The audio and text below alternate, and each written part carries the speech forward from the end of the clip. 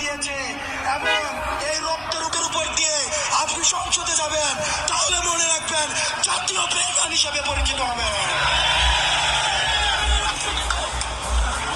যে আওয়ামী লীগ এখনো পর্যন্ত একটা সরি পর্যন্ত বলে নাই, এখনো পর্যন্ত তার অপরাধ স্বীকার করে নাই, তাদের সাথে কিসের রিকনসিলিয়েশন? তারা ক্ষমা চাওয়ার আগে, তারা ক্ষমা চাওয়া তো ঘুরে থাক, তারা এখন হত্যার হুমকি দিচ্ছে বিদেশে বসে। কিন্তু আমরা দেখছি মুরব্বীদের মধ্যে তাদের জন্য মায়া হচ্ছে। মনে রাখবেন, যারা এই রিকনসিলিয়েশনের আলাপ তুলছেন, আওয়ামী লীগকে নির্বাচনে দেখতে চাচ্ছেন, আপনারা ক্ষমতামুখী, আর আমরা আহত এবং যারা জীবন্ত শহীদ আমরা হচ্ছে জনতামুখী। যতদিন পর্যন্ত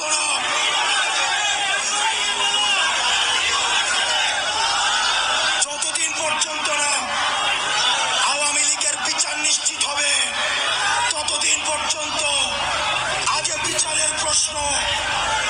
আমি মুরব্বীদেরকে বলতে চাই, যারা বিশেষজ্ঞ রাজনীতিবিদ আছেন, যারা রাজনীতি করছেন, আপনারা ক্ষমতায় যাবেন, গণতন্ত্র প্রতিষ্ঠিত হবে, ভোটাধিকার প্রতিষ্ঠিত হবে, এগুলোর জন্য আমরা আন্দোলন করেছি।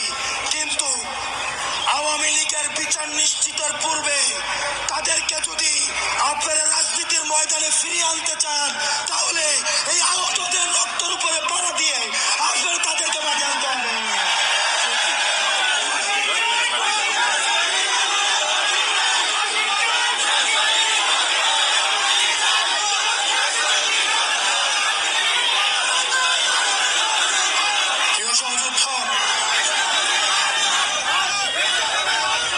প্রিয় সহযোদ্ধ, আপনারা জানেন আমাদের এই পার্শ্ববর্তী দেশ এখন বাংলাদেশ যাদেরকে জঙ্গি স্বীকৃতি দিয়েছে, তাদেরকে এখন পার্শ্ববর্তী ভারতে আশ্রয় দিচ্ছে। এই ভারতের বেতনভুক্ত কর্মচারী শেখ হাসিনা ভারতের প্রেসক্রিপশনে এই গুম, খুন, হত্যাকাণ্ডগুলোকে চালিয়েছে।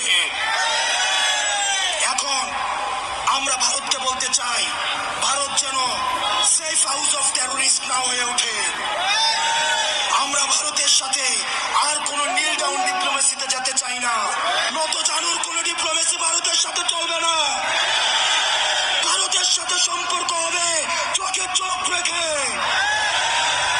আলমের রক্ত আমাদের গায়ে লেগে আছে, আহত রক্ত আমার গায়ে লেগে আছে। আমার ভাই ইলিয়াস ঘুমিয়েছে, তাদের দুঃখ স্মৃতি আমাদের মনে আছে।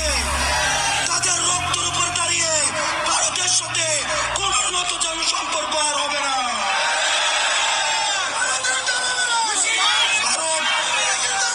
ভারতের সাথে আমাদের সম্পর্ক হবে ন্যায্যতার ভিত্তিতে, আমাদের ঈর্ষার ভিত্তিতে। আমরা বলতে চাই, ভারত জঙ্গিদেরকে এখন আশ্রয় দিচ্ছে, জঙ্গিদেরকে পৃষ্ঠপোষকতা দিচ্ছে এবং গুজরাট কষাই আমার দেশে সাম্প্রদায়িক সম্প্রীতির সেলাসন দিচ্ছে। আমরা গুজরাট কষাইকে বলতে চাই, আমার ভাই আবু আলিফকে দিন দুপুরে রাস্তায় ফেলে জবাই করা হয়েছে। জবাই করার পরেও আমাদের বাংলাদেশে আলেম সমাজ আমরা ধৈর্যের পরিচয় দিয়েছি। এটি হচ্ছে গণঅভ্যুত্থানের শক্তি। আমরা ভারতের কোন ষড়যন্ত্রে আমরা পাড়া দেই নাই। ভারত চেয়েছিল আমাদের যারা বন্ধু হিন্দু ভাই, আমাদের যারা সংখ্যালঘু রয়েছে, তাদের সাথে আমরা সংঘর্ষে জড়াই, কিন্তু আমরা ভারতের কোন ষড়যন্ত্রে আমরা পা দেই নাই। এই বাংলাদেশে সংখ্যালঘু তারাই যারা বাংলাদেশের বিপক্ষে।